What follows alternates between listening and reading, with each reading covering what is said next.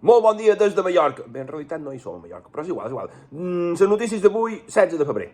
Un grup d'enginyers i economistes projecta una pista a l'aeroport de Barcelona, a l'aeroport del Prat, a damunt la mà.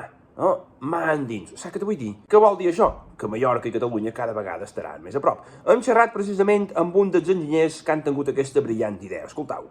Sí, hem pensat que si projectem una pista dins la mar, Mallorca estarà més a prop de Catalunya i vosaltres, els mallorquins, ens podreu portar ensaïmades i sobrassades més sovint. És una idea molt bona. Concretament, el vol entre Barcelona i Mallorca s'escurçarà 22 segons. Una genialitat. Sancionen a un funcionari de jutjats de Palma per haver-se apropiat de segells. Segons pareix, aquest funcionari agafava segells per ús particular, segells que són pagats amb fons públics. La pregunta és, qui putes envia cartes avui en dia? Un usuari del bus del transport públic de les Illes Balears ha estat denunciat per el Sindicat Autònom de Transports de les Illes per ser reincident i conflictiu. La darrera vegada va escopir a la cara a la conductora.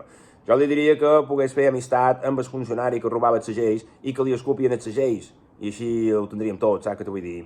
Esports, el Barça paga 1,5 milions d'euros a un membre del comitè tècnic dels àrbits de la Lliga de Futbol Professional per informes de com són els arbitratges. Ara mateix, a les oficines del Mallorca estan comptant els dubtes per veure si ja tenen 1,8 milions d'euros que els hi va donar el Consell.